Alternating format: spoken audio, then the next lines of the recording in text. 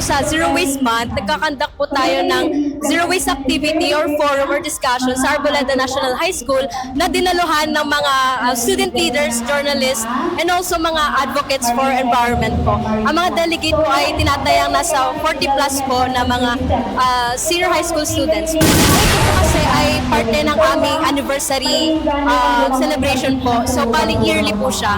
And meron po kami mga activities pa sa Environment Month, which is sa November, and also NDRM Month sa July po. I really believe reaching out and connecting with other people talaga na like-minded people na makakatulong sa yung advocacy na yun nga, mas to save the environment.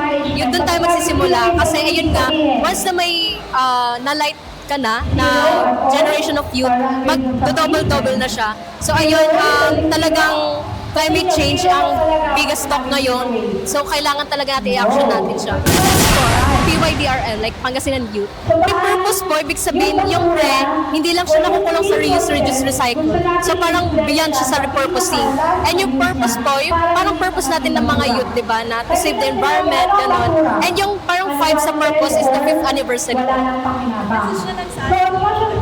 Ayun, so, ayun sa mga kabataan, lagi-lagi tayong makisama sa mga plano at solusyon sa pag-iingat sa ating kalikasan at also hindi natin ito ma-achieve nang wala ang gobyerno, ang ating schools at ating mga mga stakeholders. Ganun.